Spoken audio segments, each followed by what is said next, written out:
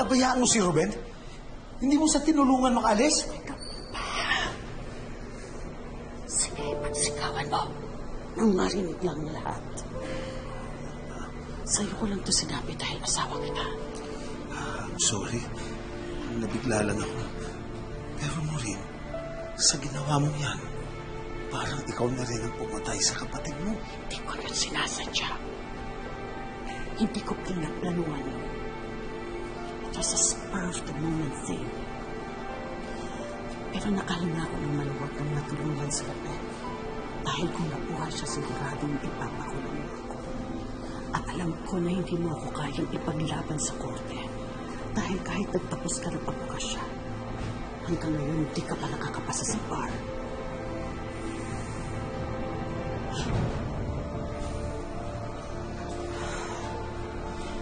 Lahat tayo may tinatagong baho. Pero ngayon wala na si Ruben. Lahat ng kayamanan mapupunta na sa akin. Lahat ng naiwan ni Mama at Papa, ang bahay, ang negosyo, lahat akin na yun. Na dapat naman sa akin talaga. Pero Maureen, buhay pa si Amanda.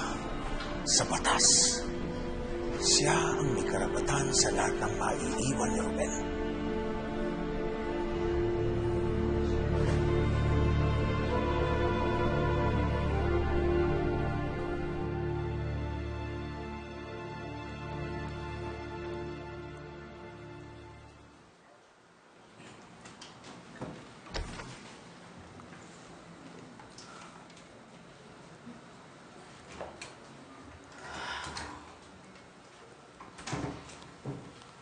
Kamusta ng mama mo, Princess? Hindi pa nga po siya nagigising eh. Mama? Mama?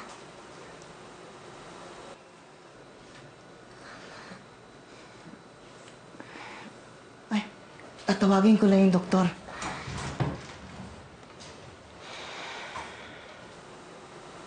Princess? Saan po, Mama?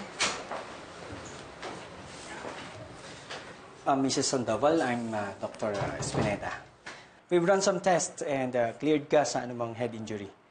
Kailangan lang namin tayiin ang sugat mo sa binti, but it will heal in time. You'll be okay. Kailangan mo lang magpalakas pa and just stay in bed. Salamat po, Doc. Wala naman. Go ahead. Anak, ang papa mo, saan ang kwarto niya? Gusto ko siyang puntahan.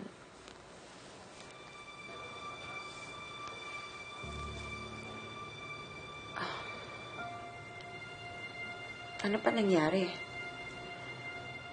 Kumusta ang papa mo? Ano, malalabang sugat sa katawan?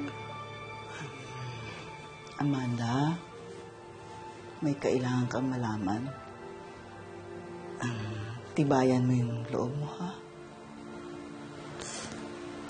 Mama? Wala na po si Papa. Nasa heaven na po siya.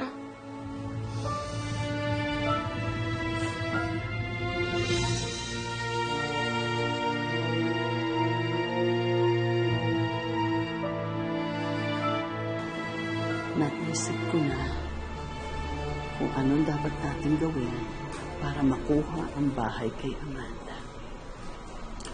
Maureen, hindi pwedeng mapunta sa'yo yung mga yun. Dahil legally, si Amanda ang may-ari. Para kay pa naging abogado ka. Kung hindi mo mapapaniwala si Amanda, see, you can easily manipulate Amanda and make her believe anything and everything. Dahil wala naman siyang alam. Stupida siya noon. Mas lalo siyang stupida ngayon. Princess, hindi ko gusto yung mga salita mo. Nasaan ang papa mo? Gusto ko siyang puntahan. Mama, totoo po yung sinasabi ko. Inigising ko po siya kanina sa morgue pero ayaw po niya magising. Anong morgue? Amanda, Amanda, Mama. hindi na umabot ng buhay. Hindi totoo Sa yan. ospital. Buhay ang Mama. papa mo. Hindi pwede mamatay ang papa mo. Natagpuan siyang patay sa factory. Kailangan ko siyang puntahan. Hindi niyo ko pwede Wag, kumalma ka! Kumalma ka! Magkaroon ka na lang sa amin ng doktor. Baka kung ano mangyari sa'yo. Hindi pwede mamatay ang papa mo. Sandali, tatawag ko. Huwag ka po mag-alala. Ako po yung bahala sa inyo. Robert!